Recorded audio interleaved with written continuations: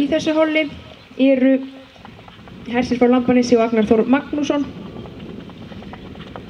og Nökkvi frá Syðra Skurðugili og Jakob Sigurðsson og síðan Ölnir frá Akranesi og Daniel Jónsson. Eldingur frá Lambanesi, hann með 8.52 í aðaleinkunn. Og síðan kemur Ölnir frá Akranesi sem stendur efstur 5 metra stóðhesta hér.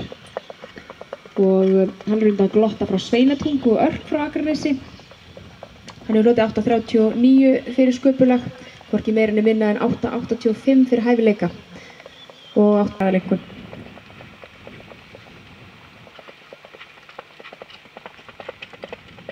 Og þá er Ölnir frá Akranesi, rektandi Hansi Smári Njálsson, eigandi Margrétarhof EHF og sýnandi Daniel Jónsson.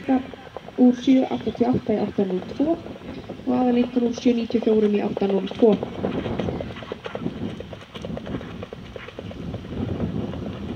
Að glampa augun, þetta var víst Hersir frá Lambanesi en ekki Nökkvi. Hersir með 9.5 fyrir 12.